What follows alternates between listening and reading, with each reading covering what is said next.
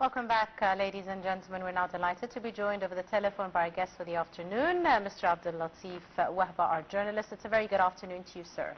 Good afternoon, yeah. Thank you so much, Mr. Abdulatif, for your time. And let me start by discussing with you the latest visit and the importance of the visit by the President of Gabon to Egypt, specifically at this time. President of Gabon is an official visit to Egypt, Yes. met with President Abdel Fattah al-Sisi. They discussed the cooperations and how to increase it between Egypt and Gabon.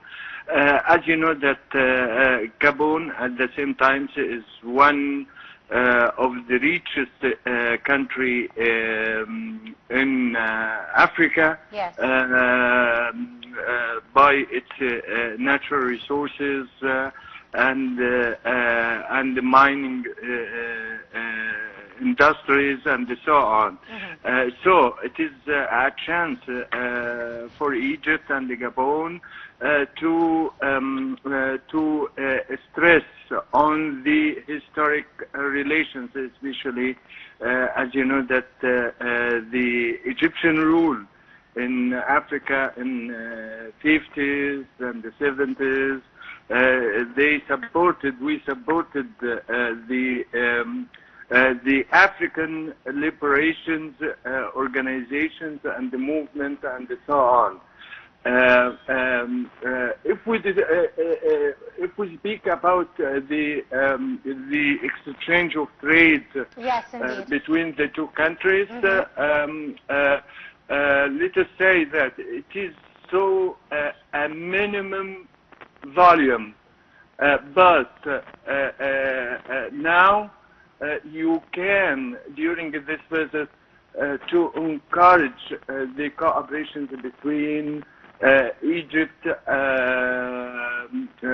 ministries and also its counterparts in Gabon. Yes, indeed, Mr. Abdulatif, as you mentioned, trade exchange between the two countries is minimum.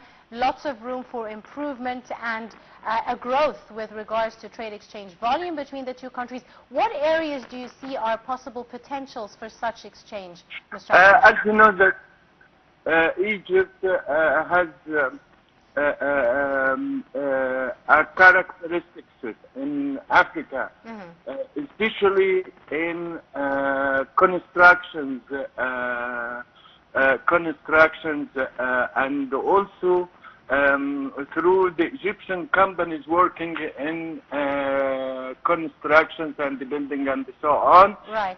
This is a chance for the Egyptian companies to participate in establishing new communities there, as Gabon is developing just now its main infrastructures, especially in constructions, and also in public utilities and so on.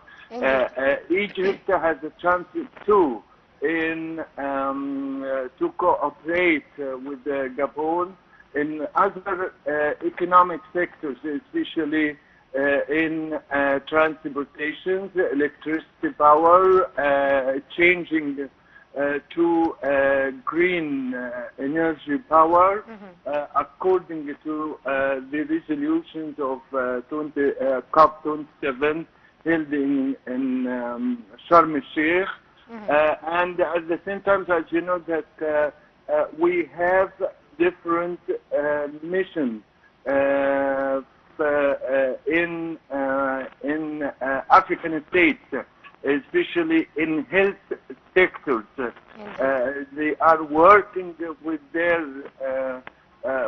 partners in African states to tackle the critical issues in medicine, treatment, and so on. Mm-hmm. Indeed, Mr. Abdulatif, as you said, many areas of cooperation exist between Egypt and Gabon, and we are seeing Egypt very keen to develop its ties with many African countries. Tell us a bit about the importance of this path. We've seen activity by the Egyptian Foreign Ministry as well in this regard. several contacts between the foreign ministers of Egypt and African countries like Benin, Comoros, Cape Verde, and Angola have been established recently. How important do you see such exchanges, Mr. Abdulatif? Yeah, of course. As you know that Egypt is fully open to help and to cooperate with the African states in different sectors, not only in policy or in political issues and so on, but with in another sectors, especially how to develop their economy, how can they increase their gross domestic product, right. and also at the same time, as you know, that we have in Ministry of Foreign Affairs a special fund for helping the African countries in especially in infrastructures, education, the health, cooperation, and also in transportation.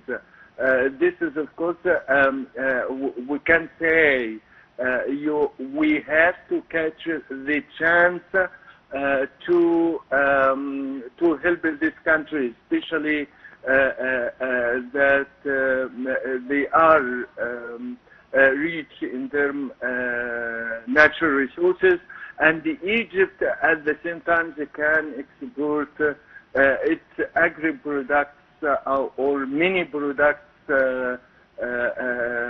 industrial products, agri-products, and so on, Absolutely right. to the African states. Indeed. I'd like to thank you very, very much, Mr. Abdulatif. Thank you. Wahba, our journalist and our guest for the afternoon. Thank you so much, sir, for your time and your insights on today's edition of Cairo Local Time. Ladies and gentlemen, we go to a short break, and we'll be back for more. Do stay tuned.